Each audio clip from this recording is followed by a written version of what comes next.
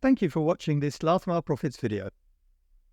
Last Mile Experts 2024 Green Last Mile Report has been released. To find out more, take a look at this video where we discuss some of the highlights and unfortunately a few of the lowlights that came up with this year's report. Experience the future of convenience with modern Expo parcel lockers. Cutting-edge innovations that bring parcel delivery to a fundamentally new level. Follow the link in the description to find the best solution for your business. Gary, yesterday was a big day. Do you know why? Well, actually, today's a big day. It's my wedding anniversary today, but I'm pretty sure that's not what you mean. No, your wedding anniversary is obviously very, very important. It's important for our listeners and viewers as well. But yesterday we launched the Green Last Mile report. We've now had several editions of this report. And I have to say, we have different types of reports. Some of the reports we believe are important from a business perspective. This is one that we run because emotionally we're very close to what's behind it. And you know what, Gary? I'm increasingly disappointed and frustrated. And why is that? I mean, I'll be honest, I'm old enough to remember when people used to pretend to care about the environment because it was the right thing to do. And then we got into a phase where people genuinely appeared to really care about the environment and were keen to do the right thing. So I hope you're not going to disappoint my halcyon view. Well, this to be honest, my biggest disappointment is that whereas we have some partners who regularly come in with great ideas, you won't be surprised to hear it's generally Nordic postal operators and Nordic players, some from Central Europe. I have to say, because they've regularly come and supported the report, the guys from Group La Poste or Geopost, and then you get companies that fly the green flag everywhere, but are not willing or able to provide a single project. Now, that either suggests to me that the projects are not auditable, or that it's a bit of greenwashing. I have to say, and I'm sorry to say this, but our friends from across the pond are particularly bad in this respect. But to be fair, there is one thing that I think could be behind it. The EU has introduced new legislation that actually causes legal issues if you misrepresent what you've been doing. So that's the only thing that's changed over the last year.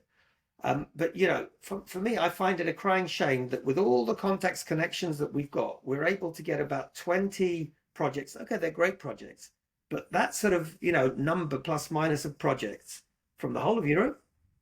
Do you not think it's maybe part of the difficulty that the industry's having at the moment? They overinvested in capacity after COVID. They've had a drop in e-commerce, a drop in parcel volume. Some of the drops have been significant.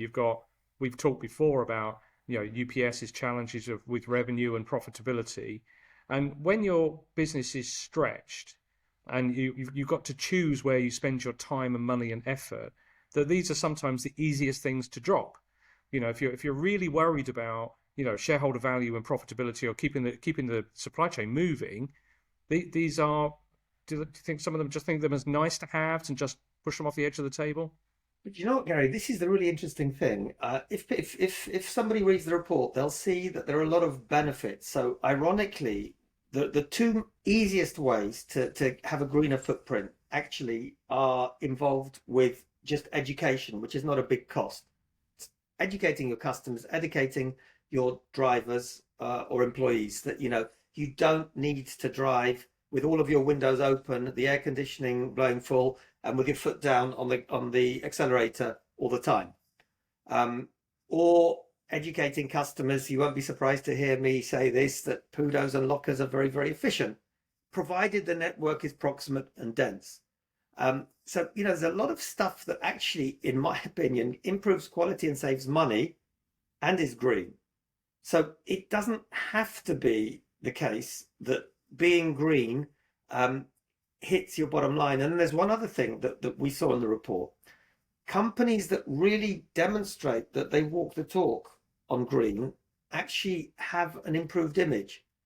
And there are some customer groups that will specifically either choose or prefer a player that they know is genuinely green. Yeah, I agree with that, but they won't pay extra. I think that's always the challenge. If you're confronted with two options, one is the green option, one is the slightly less green option, and the economics, the price is the same, reasonably minded people will choose the green option. But if Well, as soon as you actually, put a premium on it, they're not interested. but do you know what, Gary? This is the interesting thing, and you are right. You're right, but not 100% right. So you are right that if the price difference is too significant, people will say, okay, we love green, but there's a limit to what we'll pay for it. What the research in this report did show is there is a small premium people will pay, but as long as it's so small that it's not considered significant. So I can't remember the figures now, but of course, if you're going to be paying £10 instead of £6, chances are most people will take the non-green option. But if it's £6.15 rather Well, than it's kind of this £6, nudge thing that you get now, isn't it? Like, would you like to round up your bill? If it's 7.89, do you want to round it up to £8? And and you think of like, oh, okay, fine, and that I kind of get. But if it's £7.89 or £10 for the green option, I can see a lot of people are just going to say no, no, it's just not worth it for me yet. I think you're right, Gary. For me, I hope. Let's see what happens. Hopefully, over the next year, things will develop. But again, for me, the most it's almost heart-rendering that players that keep talking about all of these projects. Why would somebody would not want to share a project that is auditable and live? I don't know.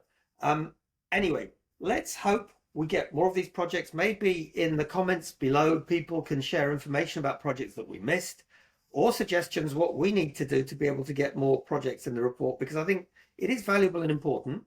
But I'll end with the I think really important comment that being green does not mean having to have a higher cost. It's about education and preferences. Thanks for watching this Last Mile Profits video. For more up-to-date last mile news and analysis, subscribe to our YouTube channel and follow us on LinkedIn.